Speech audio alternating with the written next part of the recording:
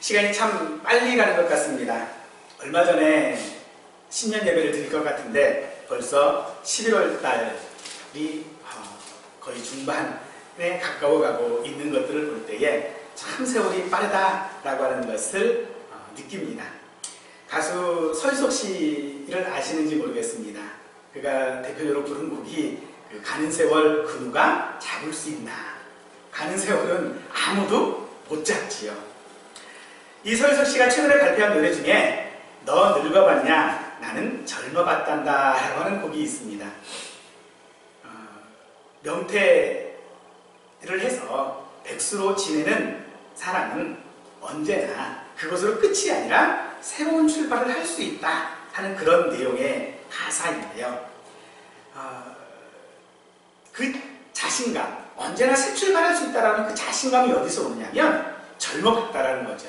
예전에 내가 과거에 젊어봤기 때문에 뭐든지 해봤기 때문에 내가 경험해봤기 때문에 할 수 있다라고 하는 그런 자신감이죠.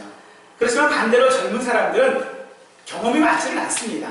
그래서 그 경험에 오히려 좌절하고 실패하고 넘어지고 하는 그런 모습들이 있다라고 하는 것들을 그는 노래에서 이야기를 하고 있는 것들을 볼 수 있습니다. 사람이 살면서 이렇게 어떤 일들을 경험하고 어떤 일들을 하고 하는 것들은 정말로 가는 세월을 붙잡을 수는 없지만 그 세월 속에서 분명한 것은 내가 무엇인가 가지고 있는 것이 있다는 거죠. 세월은 내가 내 손으로 붙잡지는 못하지만 그 가는 세월 가운데에 분명 나는 무엇인가 일을 하고 무엇인가 남기는 것이 있다라고 이야기를 할 때에 오늘 빌라도라고 하는 사람은 도대체 그 가는 세월 동안에 무엇을 했는지를 이 시간에 함께 살펴보고자 이 사람은 무슨 일을 했나라고 하는 제목으로 예수님의 생애를 살펴보고 이 땅, 이 세대 속에 살아가고 있는 우리는 어떤 일을 해야 하고 가는 세월 동안에 나는 무엇을 잡아야 하는지를 함께 말씀을 통하여 교훈을 갖고자 합니다. 로마의 식민지였던 이스라엘은 종교적인 판단은 자기들이 할 수 있었지만은 사람을 죽이는 일과 같은 형사 재판은 할 수 없었습니다. 그러나 가룟 유다를 통해 예수님을 체포한 대제사장과 서기관, 장로들은 예수님을 죽이고자 하는 생각을 가지고 있었기 때문에 당시 총독이던 빌라도에게 예수님을 고발했습니다. 그들이 고발한 내용은 그들이 종교 재판에서 다루었던 신성 모독이라고 하는 그 죄명은 없고 우리의 백성을 미혹하고 가이사에게 세금 바치는 것을 금하고 자칫 왕 그리스도라 한다라고 하는 이 세 가지의 고소 내용을 가지고 빌라도에게 갔습니다. 이 내용은 로마가 식민지 사람 중에 십자가형으로 죽일 수 있는 죄목, 바로 반역죄를 범했다라고 하는 것으로 말하고 있습니다. 백성을 미혹했다라고 하는 것은 반역하도록 사람들을 선동했다라고 하는 것이고요. 세금을 바치는 것을 금지했다라고 하는 것은 세금 불납 운동을 통해 항쟁하는 일들을 했다라고 하는 말이 되는 것이고요. 자칭 왕, 즉 자신이 왕이라고 하는 것은 반역을 저질렀다라고 하는 직접적인 증거다라고 그들은 말합니다. 하지만 예수님은 권세 있는 말씀으로 백성들을 가르치셨을 뿐만 아니라 하나님께 드리는 헌금처럼 세금도 납부해야 한다라고 말씀하셨고 또한 예수님의 나라는 이 땅에 있는 것이 아니다라고 분명히 말씀해주고 있는 것들을 볼 때에 이 모든 고발의 내용들은 하나도 예수님께 해당되지 않습니다. 어찌되었든 이 세 가지의 고소 내용, 고발 내용은 반란에 관한 것입니다. 그래서 로마 사람인 총독 빌라도에게 절대로 이 제목에 대하여 무죄라고 할 수 없었다라고 한다는 것이죠.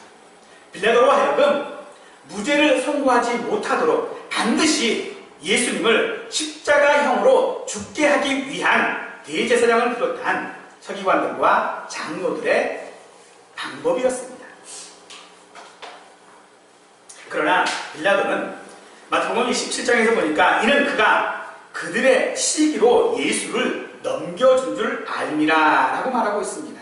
즉 반란의 제목들이 아니라 정말로 예수님께서 반란을 꾀했기 때문에 것이 아니라 그들의 시기 때문에 비롯된 사건이다 라고 이해했을 뿐만 아니라 실질적인 그런 죄에 대한 증거도 없었기 때문에 그는 3번씩이나 석방하려고 했습니다. 하지만 군중들이 십자가에 못 박으라는 그 소리침을 이기지 못하고 그대로 그들이 원하는 대로 판결해 주었습니다. 하지만 당시의 군중들은 대제사장이 매수한 사람들입니다. 실질적으로 예수를 정말로 십자가에 못 박아야 한다라고 하는 생각을 가진 사람들이 아니라 매수된 사람이라는 것이죠. 왜냐하면 당시 그때는 이 재판이 진행되고 있었던 때가 낮 시간대가 아닙니다. 새벽 시간입니다. 새벽 시간에 진행된 재판이고 또한 이 재판은 불법적인 재판입니다. 새벽에 도로 누가 재판을 해서 사형언도를 하겠습니까? 그러나 대제사장 무리들은 예수님을 오직 죽이고자 하는 그 목적 하나 때문에 불법적이고 또한 편법적인 일들을 통하여져서 예수님을 십자가에 못 박을 수 있도록 하고 있는 것이죠. 도대체 예수님은 무슨 일을 하셨기에 그토록 편법적이고 불법적인 그런 사형 선고를 받았습니까? 대제사장을 비롯한 시기하는 사람들 때문입니까? 아니면 여론을 위한 판단입니까? 아니면 진짜로 반란을 계획했기 때문입니까? 아닙니다. 예수님은 성경대로 죽으신 것입니다. 우리의 죄를 대신하고 우리의 죄로 말미암아 하나님과 원수된 우리들을 화목제물이 되시게 하기 위하여 예수님은 십자가에 죽으신 것입니다. 그 어떤 누구의 책임이 아니라는 것입니다. 혹여는 가룟 유다 때문이다라고도 이야기할 수 있고요. 그리고 빌라도 때문이다라고 얘기할 수도 있을 것입니다. 아니면 무지했던 백성들 때문이다라고 이야기해 볼 수 있지만은 분명한 것은 성경에서는 그 모든 사람들에게 책임을 전가하지 아니하시고 오직 이것은 성경을 응하게 하려고 하나님의 계획하신 대로 하나님에 따라서 하나님의 뜻대로 진행되어진 것들을 예수님은 우리에게 말씀해 주고 있습니다. 하지만 여기에서 그들이 고발했던 이 내용들을 한번 생각해 보십시다. 이 내용들은 사실 사단이 우리를 하나님 앞에 고발하는 내용들입니다.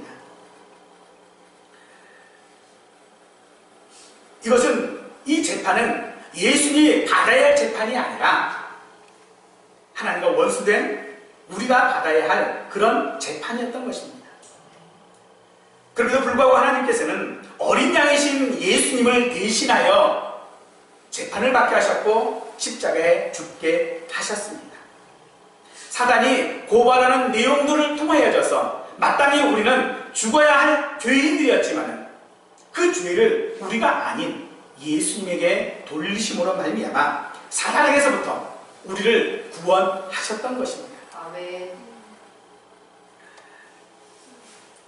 그러므로 예수님의 이 죽으심은 그 누구의 것이 아니라 바로 우리가 감당해야 될 죄였다라고 하는 것을 우리는 기억해야 할 것입니다. 그러면 빌라도는 도대체 무슨 일을 했습니까? 그는 예수님이 죄가 없음을 확신했습니다. 그래서 명절에 죄수 하나를 석방하는 전례를 동원해서 예수님을 석방하고자 했습니다만 결국 그는 백성을 이기지 못했습니다. 빌라도는 군인입니다. 그가 총독으로 임명이 된 이유는 질서 유지가 최대 목적인 것입니다. 그런데 예수님으로 인하여져서 소요가 일어난다면 자신의 질서 유지가 할 수 있는 것들이 무너질 것이고 또 자신이 황제에게 질책을 받을 수 있었기 때문에 그는 결코 그런 것들을 용납할 수가 없었습니다. 그래서 오히려 무죄한 예수님을 십자가에 그들의 요구대로 내어줌으로 말미암아 소요를 막고자 했던 것이죠. 마고보에서는 이런 빌라도에 대하여 말씀하실 때에 빌라도가 무리에게 만족을 주려 하여 바라바는 놓아주고 예수는 채찍질하고 십자가에 못 박히게 넘겨주었다라고 말하고 있습니다. 만족을 주고자, 무리에게 만족을 주고자 했다라는 것이죠. 그는 사람들의 마음을 좋게 하는 것이 자신이 치리하는 일에 좋을 것이라고 생각했습니다. 백성들을 두려워했고 자신의 능력을 증명하고자 그는 했습니다. 이스라엘의 초대 왕이었던 사울이 그랬습니다.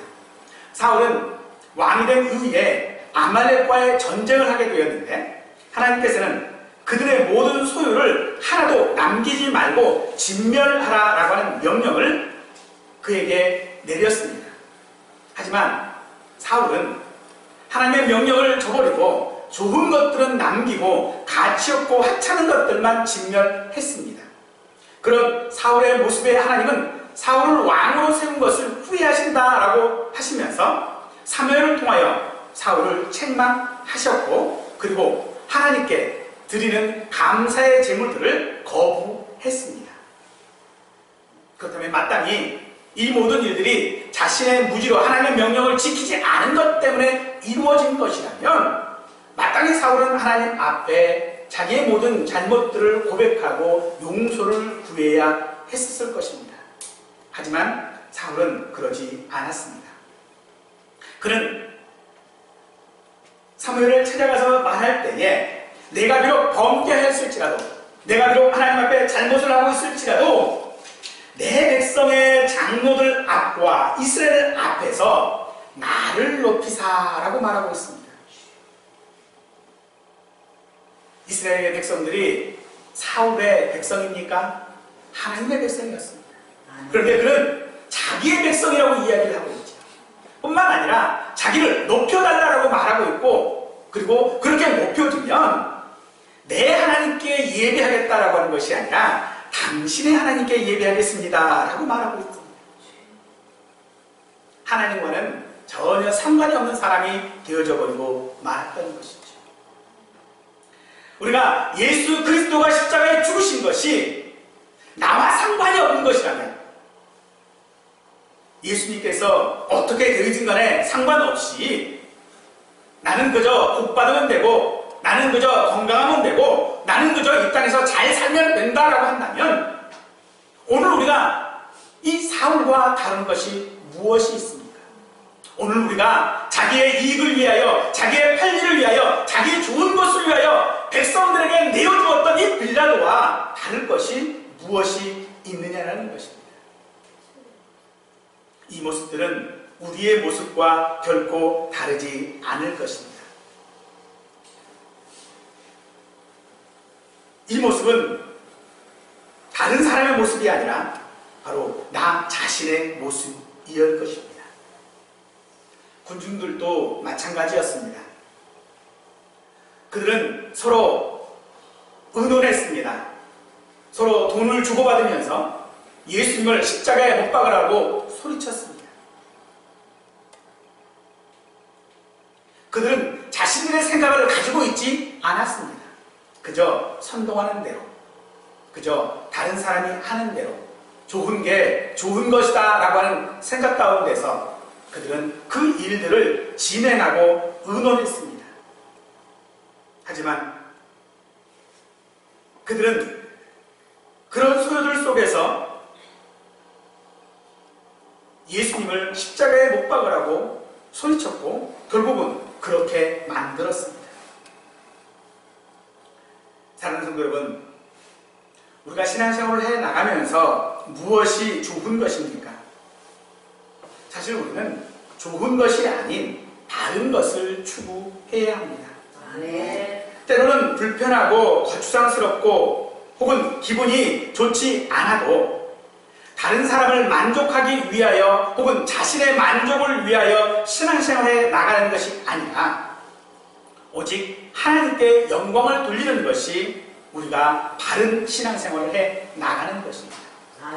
다른 사람들의 만족을 위하여 여론에 따라서 움직이는 사람이 아니라 오직 하나님의 말씀에 따라서 하나님께서 우리에게 주시는 그 뜻에 따라서 살아가는 것이 오늘 우리가 해야 할 신앙의 바른 모습이라는 것입니다. 그럼에도 불구하고 우리는 바른 것보다는 오히려 좋은 것을 선택하려고 합니다. 바른 것보다는 내 마음에 좋은 것, 내 마음에 합당한 것을 선택하려고 한다는 것입니다. 부활하신 예수님을 만나 사명을 받은 베드로는 예수님을 전했다라고 하는 그런 이유로 생명을 위협을 여러 번 받았습니다. 그런 그가 그런 위협 가운데서 말할 때에 이런 말씀을 하지요. 베드로와 사도들이 대답하여 이르되 사람보다 하나님께 순종하는 것이 마땅하니라 라고 말합니다. 사람보다 하나님께 순종하는 것이 마땅한 일이라는 것입니다. 사람에게 순종하는 것이 아니고 사람에 복종하는 것이 아니라 우리가 해야 될 마땅한 일은 하나님께 순종하는 것이다 라고 말하고 있는 것입니다. 아멘. 네, 저로 예수님이 죽은 것이 아니라고, 예수님이 죽으신 것은, 십자가에 돌아가신 것은 2000년 전 어느 날인데 그것이 오늘을 살고 있는 나와 무슨 상관이냐. 오늘 내가 특별히 범죄한 것이 없는데 도대체 나의 무슨 죄 때문에 예수님이 십자가에 죽으셨다라고 말하는 것이냐. 때로는 도대체 내가 그렇게 죽을 만큼 잘못한 일이 있는가? 내가 이 땅에 태어난 것이 내가 태어나고 싶어서 태어난 것도 아니고, 내가 지금까지의 모든 삶이 내가 하고 싶어서 했던 것도 결코 아닌데 어찌 그것이 죽을 죄인가? 라고 우리는 반문할 수도 있을 것입니다. 그러나 그 모든 것이 나를 좋게 하는 것이고 사람을 만족케 하는 것이라는 것입니다. 우리가 선을 행하는 이유가 무엇입니까? 우리가 착하고자 했던 이유가 무엇입니까? 나를 만족시키고 다른 사람을 만족시키기 위한 것들 아니었습니까? 그러나 우리가 정말로 알아야 되는 것은 하나님과의 우리의 관계입니다. 바로 바른 관계여야 한다는 것이고, 그 바른 관계를 만드는 것이 우리가 마땅히 해야 할 일인 것입니다. 아멘. 바로 그것이 무엇입니까? 그것은 기도입니다. 아멘. 예수님께서는 잡히시던 날 밤에 이미 자신의 그 모든 것들을 다 아시는 분이시기 때문에 그는 겟세마네 동산에서 기도하셨습니다. 그리고 정말로 그 간절한 기도가 땀방울이 핏방울이 되도록 기도하셨을 때에 예수님의 마지막 말씀은 내 뜻이 아니라 아버지의 뜻이 이루어지기를 원합니다 라고 기도를 했습니다. 바로 그것이 오늘 우리가 마땅히 해야 될 일이라는 것입니다. 하나님, 내 뜻을 이루어 주십시오. 나를 완전하게 해주시고, 나를 건강하게 해주시고, 나를 돈 벌게 해주시고, 내 소원을 이루어 주십시오 라고 하는 것이 아니라 아버지의 뜻이 이루어 주십시오. 아버지의 뜻이 이 땅에서 이루어 주십시오 라고 하는 것이 우리가 마땅히 해야 될 일, 마땅한 기도라고 하는 것입니다. 아멘. 그리고 하나님의 말씀을 듣고 우리는 하나님의 말씀 가운데서 답을 찾고 하나님의 뜻을 찾아야 할 것입니다. 사람들의 말이 아닙니다.